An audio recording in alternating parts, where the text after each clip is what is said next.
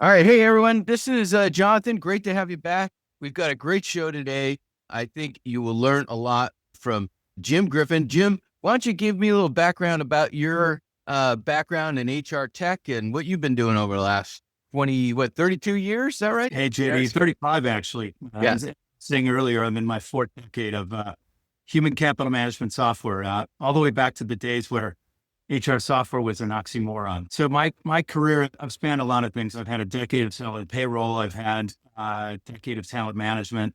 Last decade seems to be in and around recruiting and specifically AI tied to decisioning around talent mobility and Yep. talent acquisition. Been a lot of fun. There's probably more innovation in the last 6 to 7 years, probably more so in recruiting and learning than I've seen across the previous 25. And one of the things you've been doing, I know you've been doing partner ecosystems, but Yep. describe that for the layman in HR that may not know exactly what that means from a vendor side. So one of the interesting things about the HR industry, the ecosystem, meaning the partner connection, is more critical than any other industry. I tell organizations and CEOs, I do a lot of consulting for ecosystem go-to-market and strategy. Mhm. I can pick the winner in every single category. Invariably, it's where you've got the most mature, most capable, best oriented ecosystem strategy Mhm. and connectivity. I Yep. don't care whether it's recruiting, HRAS, talent management, learning, your level of readiness from a partnering perspective. And it goes down to the attribution model itself, meaning what is the strategy and how do you reward your partnering go to market? That's Yep. critical because we all know the plan decides the outcome. So Yep. you have the proper plan focused on what should be the outcomes and partnering strategy. Yep. Another way of saying that for the laymen who are the users are, if you got an applicant tracking system and you need a new tool, someone's got to connect those tools together so you aren't opening 15 browsers. We're reducing data costs, error costs, entry costs, automating. That's what we're talking about when we talk about partner, the technical side of making sure your data comes in, goes to the right place at the right time, and is correct. And there's so many different systems that are overlaying each other now, especially if you're an enterprise client. By enterprise, our industry would term it an organization with Mhm. over 5,000 employees. When you have over 5,000 employees, you have complexity. And Yep. complexity, when in that category, almost 9 out of 10 of any client in that category has invested heavily in one of three uh, very capable talent platforms: Yep. Workday, SAP SuccessFactors, or Oracle. Yep. And there's tier two, which is ADP, Ceridian, UKG, Infor.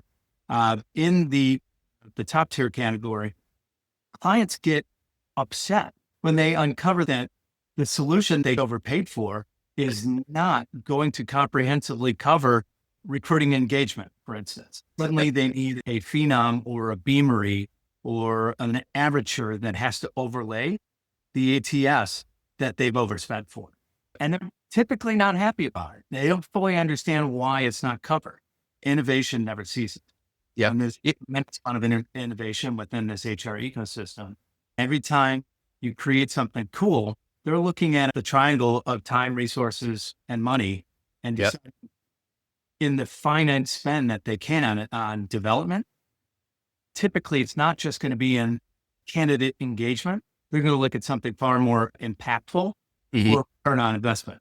So Yep. that's when you see either an investment in third-party tools or the ecosystem start to consolidate and buy up a lot of these tools Yep.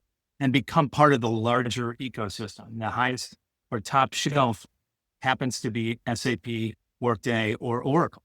Yep. They rock the entire ecosystem. I think it was Bennett Sung who said this. As a startup, you're doing innovation. As you get into enterprise, innovation turns off and it's integration. It goes from innovation to integration. Yep.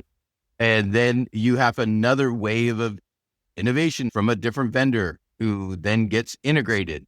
It all starts at the bottom, trickles up, and it's all get back into the top of the funnel, right? And the Bring it latest, all the together. latest example we saw was HiredScore getting acquired by Workday. So Yeah. I think that's going to be a positive disruption. They've internalized some of the decisioning as it relates to scoring and matching technology, Mhm. where AI is at the forefront. What we're about to talk about is what is the EU going to do regarding legislation with Yep. this new AI set of rules that is 4 times more onerous, especially as it relates to penalization, than previous GDPR regs, which Yep. is still having a massive impact around all HR systems and source of record.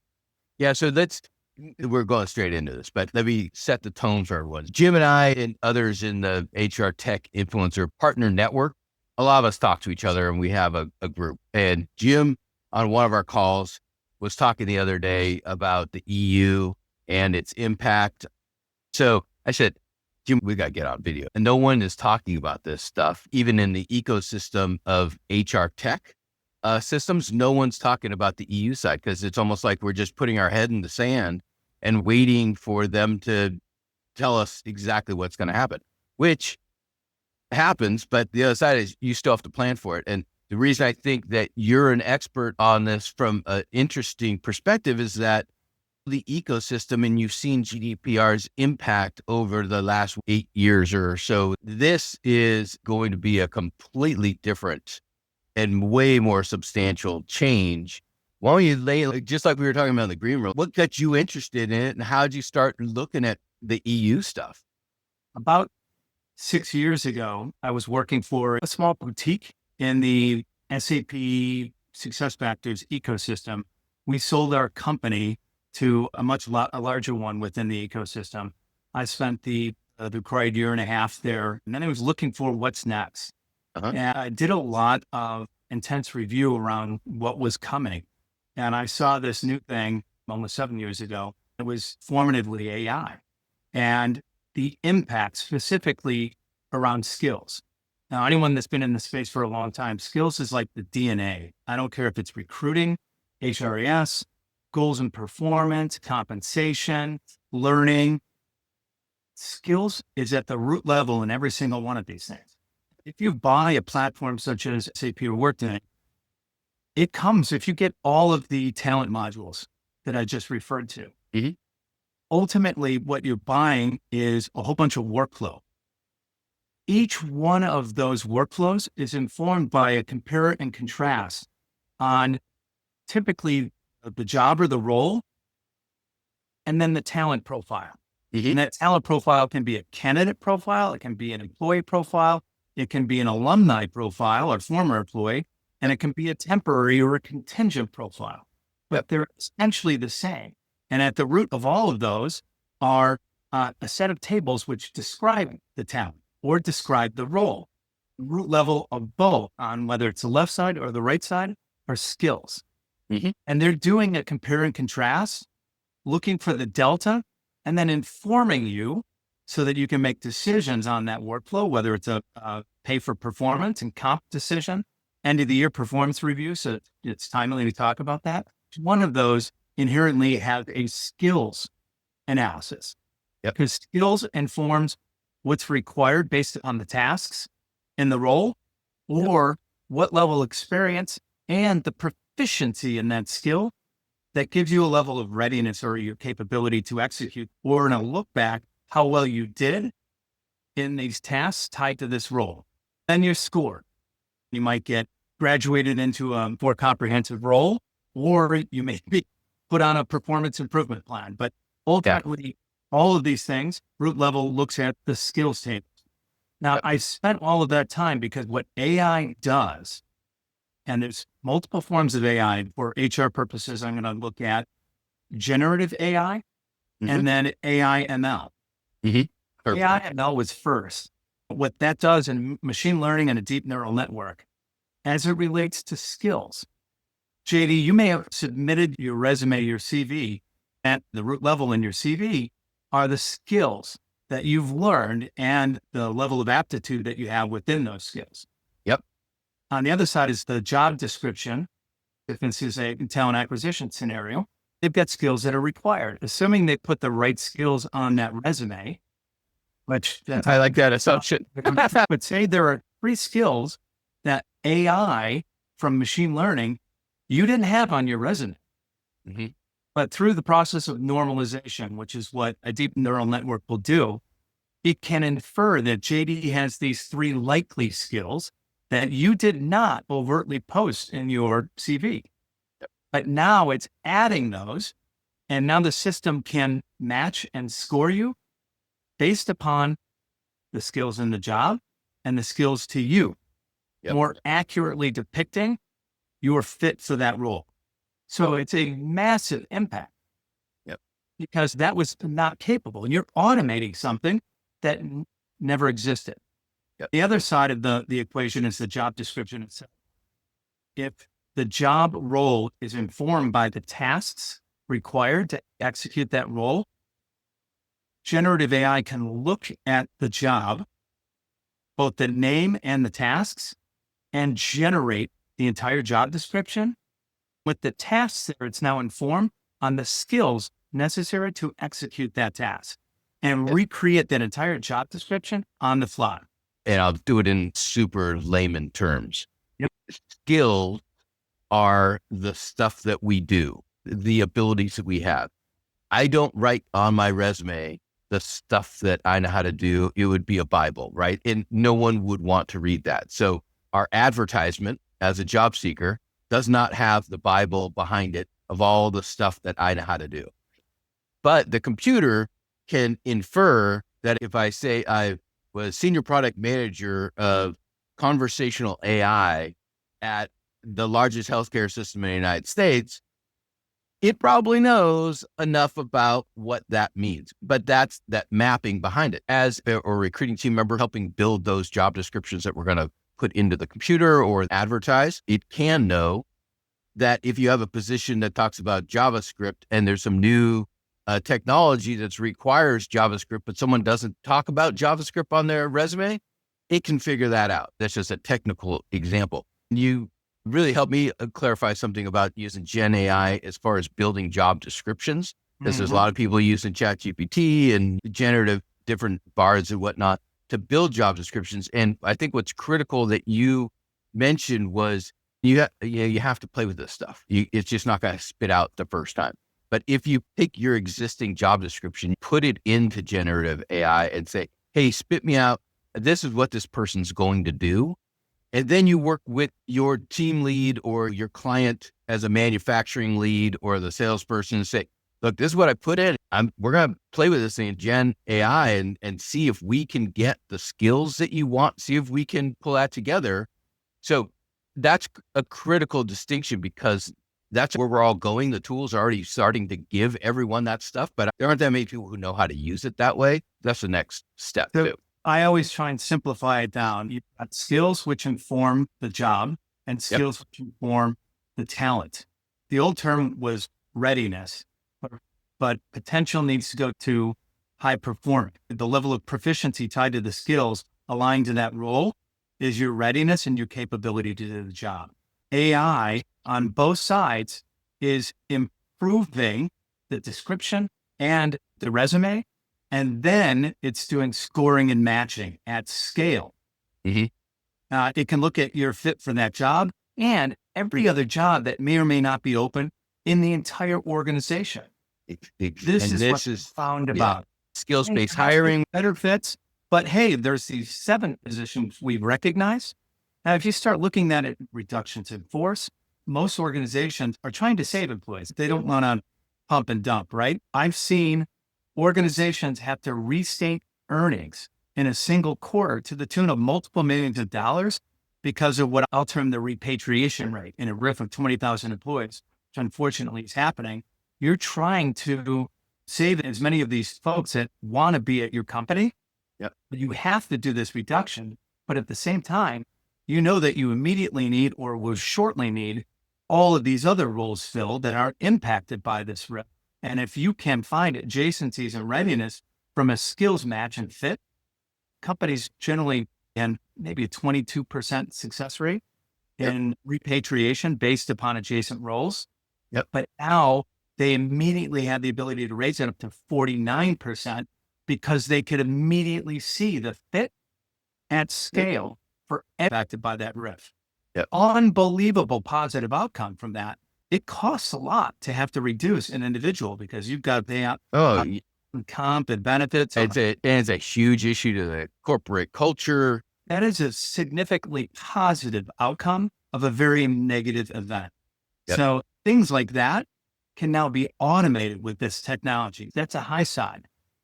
Now, everyone's talking about ethical AI. We've always had algorithms to help us do a lot of these formative decisioning. Ultimately, you want better insights, whether it's for talent acquisition decisions or talent mobility decisions. And you want to be as informed as possible before you make a decision regarding the company and the people that you have or the potential talent that you're going to be bringing in. That's simply stating what these technologies can do.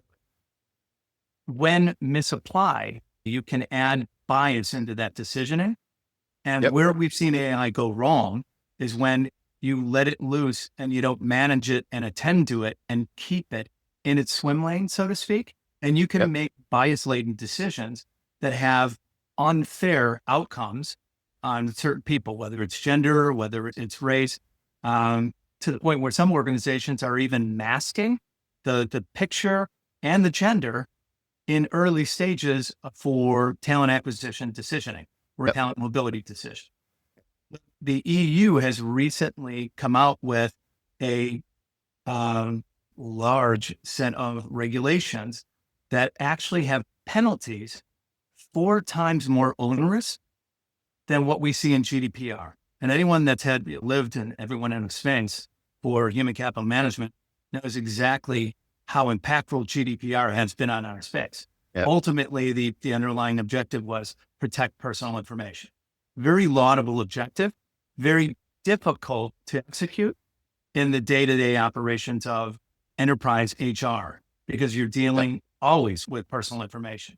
Now we've got the EU putting its sights, and it's not just limited to the EU. New York started this, California's in this. We're going to see similar legislation around ethical AI applied to hiring and talent decisions in the US.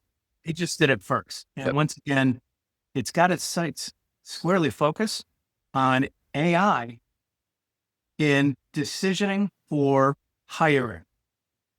It is looking and evaluating every company that has applied AI for insights, whether it's on the job description or the talent profile itself. If you are using AI to help inform you on what that is, that's where that legislation is squarely focused. Now, why do we care? We're still in about 10% penetration. We're still in early stages for AI applied to human capital management. Everyone's talking about it, but everyone's a little bit cautious because it seems like magic. Now, just how can it tell me that JD is the most qualified person? I see his resume. I've got to validate and verify what's on his resume. And then I have to make sure that my job description, most companies have 10 times more roles than they need. They suffer through trying to, sometimes it's down to the job description. It's 100 times more than what they need. Can you imagine your company's that large that you've got 100 different iterations of a very similar job description? That actually happens. And they need to consolidate that into a more reasonable fashion. AI can be used for that, as we mentioned before. Now we've got this legislation. Companies are going to have to make sure that they are aligned to what is ethical AI. How am I in alignment? And how is this solution that I'm considering adhering to this new legislation? And by the way, what other new legislation are they considering in US regulatory and compliance or other countries? Everyone's global. If you're falling into that category we mentioned before, you're over 5,000, you are absolutely impacted by all of this. And it's going to be even like in New York now, over 50 employees, something like that, the 144. And that's a great point. In some places it's 50, other places it's 100. And you think of hiring decisions way back when, similar, right? When you have EEOC regs, when you have to go through all of the basis for decisioning around gender and race, how you source this candidate, and you have to report on it. Similar guidelines are being leveraged as it relates to AI decisions, specifically talent acquisition. It's literally called the red zone in the EU regs. Wow. They're squarely on AI, helping to inform you on decisions for hiring. So this is, I'd like to, I guess the biggest way of saying this is in the late 90s, I think, was it 99 when OFCC came about, or was it 2000 when they made the decision on the definition of a candidate and the tracking at that point? Peak compliance, et cetera. If we look at that, I would say that regulation was the start of the applicant tracking system in mass. That probably forced it. Formative years were spent selling payroll. Yeah. You know why ADP is so big? Not because they process payroll better than anyone else, because they assuage regulatory and compliance in all of these workflow decisions tied to paying people all the way down through tax filing. And if they screw up your tax filing, they're on the hook for whatever penalty applies. That is huge for decisioning in whether you choose this company A or company B. It's because of their willingness to assuage you the compliance adverse impact. We're going to see a huge number of organizations pop up aligned to compliance as it relates to AI. AI is never going away. Pandora's box has been opened, and there is way too much positive impact. We're going to see a lot of fits and starts in this space based upon emerging compliance and regulation tied to this new magic capability. Yeah, this is great. I think one of the next things, I'll have you on because I know we got to cut short, but I'll have you on again. I think one of the next things I want to talk about is what this is actually going to look like. We don't know everything yet, but we can start planning out what's ethical AI from the VP of HR's perspective and VP of talent when they're looking at their vendors. And they have to talk to the vendors. They have to start engaging to say, how are you solving it? How are you thinking about it? Because this is stuff that's here. The question is, how are you going to respond and create your game plan? Because you said, if you got 10,000 job descriptions and they're all in multiple languages, how are you going to consolidate that so you can match this to this? If you don't know what's over here, how are you going to match this? So there's definitive steps that people are going to have to take. And no one's talking about that yet. I think we're going to start seeing this, and there's going to be vendors who will help, but there's lots of these little crevices that aren't going to be crevices anymore. It's an onion. The more layers you peel back, you see a level of sophistication. We're already wrestling with these issues. Look at Accenture. You've got 900,000 employees globally now, 70 billion company. I think they hired in the last year 175,000 people. That's unreal. And that's just one company. Interestingly, I'll give a shout out to IBM because they are thinking about this. And then the godfather of AI, all the way back to the Big Blue and a chess match. But with Watson X, they are indemnifying this. That's just what you mentioned. They are ahead of the curve. And I don't know how many companies, you're never going to see this from a Beam Read or an Eightfold. They can't do it anyways. They can't, because even the penalties from the EU tied to hiring decisions are more than any company can risk. So it may halt somebody's desire to move forward with one of these technologies because now they have to understand these regs because they're already in a global economy. Yeah.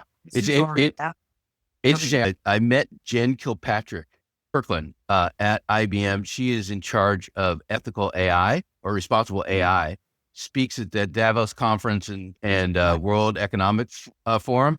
She's going to come on the show. Awesome. I think that's going to be a great one. My guess is we'll probably have panels after that because this is going to be one topic we're going to talk about for a long time. If we can get the best and brightest to start opening it up and sharing the word, that's my goal in life at this point. When you become an enterprise company, you take on the world of risk. because you've built something. And if you're public, risk has to be internalized because you've got shareholders. Yep. And if you're found to have made decisions that adversely impact your shareholders, it's going to be significant. IBM coming out and indemnifying through Watson X all of the AI-based decisions is huge. Yeah. And they're trying to lead the way. I don't know if anyone has considered anything like this. And the ability to indemnify at scale, very few companies could ever even begin to imagine how onerous that's going to be. Yeah. Based upon the penalization outlined in just the EU regs. Once again, that's the first shot in this space, and it's a lot more to come.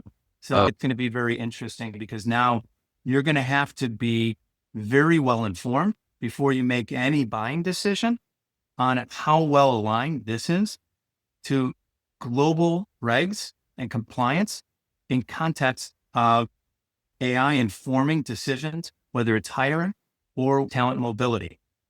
Yep. Awesome. Jim, what's the best way for our audience to reach out if they have questions to find you? So find me on LinkedIn, Jim Griffin. I've been a figure in this space for a long time. Yeah. Where I've been having the most fun lately is consulting, ecosystem integration, working with the organization, build, and ideally you're doing this early, not late. Yeah. Build out a ecosystem strategy. What I mean by that is what type of partnering elements and infrastructure do you need in order to outcompete whoever else is in your space?